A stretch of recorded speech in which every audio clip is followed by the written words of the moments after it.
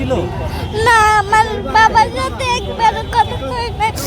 আমার তুমি কি জানো এখন তোমার বাবা কোথায় আছে? হ্যাঁ জানি, কোথায় আছে? মারমা জেলখানায় আছে। কিভাবে জানলা যে মায়ানমার জেলখানায় আছেন?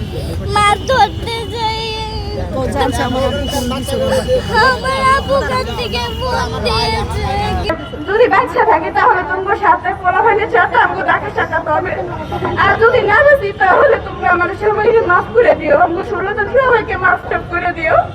তাহলে স্বামীর মুখ থেকে এই কথা শোনার পরে বাড়িতে মরাবাড়ি মরার মতো পড়ে গেছে। আমরা এত কি অপরাধ করলাম মাননীয় প্রধানমন্ত্রী? কেন আমাকে কথা ছেড়ে দেয় না? কেন আমাকে কাছে আসে না? আমরা কোনো একটা উত্তর কেন দেয় না মাননীয় প্রধানমন্ত্রী?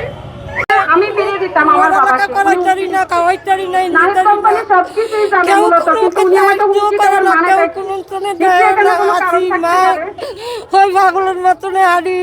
কোম্পানি সর্বপ্রথম বলছে উনি একাই আমার বাবাকে নিচে রাসেলের মাধ্যমে। রাসেলকে অ্যারেস্ট করা হয় না। রাসেল ছিল 2 নম্বর আসামি। 1 নম্বর আসামি মাইনুদ্দিন নাহিদ, 3 নম্বর 4 নম্বর আসামিকে অ্যারেস্ট করা হয়েছে, কিন্তু রাসেল এখনো ধরা দিচ্ছে না। যেদিন আমি মামলা দিই সেদিন থেকে ওনার ফোন সুইচ অফ। 22 তারিখে যাওয়ার পরে 22 তারিখে রাত্রে ওনারা বঙ্গোপসাগরে চলে গেছিল। রাতের 4টার দিকে আমার কাছে ফোন করে বলে যে আমরা সাগরে চলে যাচ্ছি। তো আমি বলছি যান আমার কাছে আনার এই কথা বলে, কিন্তু মাইতে 2 দিন গেছিল। 23 তারিখ 24 তারিখ যাওয়ার পরে 25 তারিখে ওনারা ফোন করে বলছিল যে একটা দেখি 82 নাম্বার। পরে 82 নাম্বার দেখে এখন বলতেছি যে এটা কার নাম্বার। পরে হেলো করে সালাম দিয়ে কথা বলছি। বলার পরে কি আমরা এরকম করে নৌবাহিনী বর্মা নৌবাহিনী কাছে আমরা আটক হয়েছি। কিভাবে হয়েছিলেন বলছে আমরা এত কথা বলতে পারবো না, আমরা মোবাইল দেয়নি, আমরা চুরি করে কথা বলতেছি। এই কথার পরে যে আপনার মোবাইল কাটা দিচ্ছে, যে বাড়িতে চিন্তা ভাবনা করিও না। তো বললাম যে আপনাদের সুরানের কি ব্যবস্থা হবে? তো বলছে যে কি ব্যবস্থা হবে, তোমরা কাগজপত্র সব জায়গায় জায়গায় দিও। আমার দেশের এমপি আছে, মিজান এমপির কাছে দিলাম। তারপরে যে স্বরাষ্ট্র মন্ত্রণালয় দিচ্ছি, পররাষ্ট্র মন্ত্রণালয়ের কাছে দিচ্ছি। দেওয়ার পরে কোনো কাগজপত্রে আমরা কোনো সারা শব্দ দেয়নি। না দেওয়ার কারণে কিন্তু আমরা একে একে অনেকবারে ঢাকা শহরে আসছিলাম।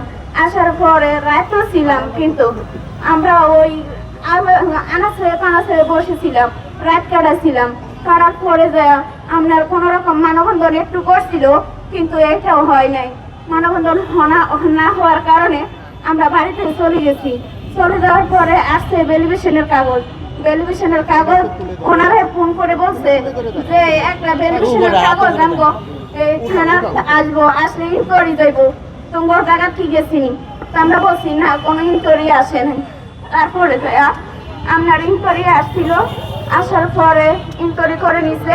নেওয়ার পরে আমরা সব কথা বলছি, ঠিকানা ঠোকানা সব কিছু করে নিছে। নেওয়ার পরে যে আপনার একটা জমা দিয়ে দিছে। রামগতি থানার থেকে কইছে লক্ষ্মীপুর থানা ফাড়াই দিব, কিন্তু ওরা লগালগে ফাড়াই দিচ্ছিল। ফাড়াই দেওয়ার পরে যে আপনার লক্ষ্মীপুর থানার থেকে স্বরাষ্ট্র মন্ত্রণালয়ের কাগজটা জমা দেওয়া হয়নি। না হওয়ার কারণে আমরা যার লোকে জিজ্ঞাসা করি যে হ্যাঁ তোমার কাজ হবে, তোমরা একটু ধৈর্য ধরতে হবে। কিন্তু ধৈর্য ধরতে আজকে 3-4 মাসে পরে গেছে, কিন্তু আমাকে কোনো সারা শব্দ হয় নাই। কেন? আমরা কি অপরাধ করেছি? আমাকে যে আজকে 4 মাস চলে রানিংয়ে, কিন্তু ওনার উপরে আমাকে সংসার চলে, ওনার উপরে ছেলে মেয়ের পড়াশোনা সব কিছু দায়িত্ব ওনার উপরে। তাহলে আমরা কিভাবে চলাফেরা করি, কিভাবে কি করি? কিন্তু এটা উপর আল্লাহ ছাড়া কেউ জানে না। কারণ কি, হ্যাঁ ফোন করে বলছে যে আজকে মনে হয় 3-4 দিন হবে, ফোন করে বলছে যে আমাকে তো আর সহ্য হয় না। তো সহ্য না হলে আমরা কি করবো? যে আমাকে গাছ ওরা ফেসটা বহুত কিছু উড়ে গেছে। উড়ার পরে দেখা বলছে যে বাসন মরণ এসে আল্লাহ হাতে। তো আমি বললাম যে ভাই এত ভাঙ্গা চুরা করার কোনো কিছু নেই, কারণ একটু ধৈর্য ধরতে হবে। আমরা তো সব কিছু জমা দিছি, এখনো তো কোনো সারা শব্দ দেয়নি। তাহলে এই যে গাছ যে গোড়া পেঁচড়া উড়ে গেছে, ওনারা আমার কাছ থেকে মাপসাফও নিয়ে গেছে, বলছে যে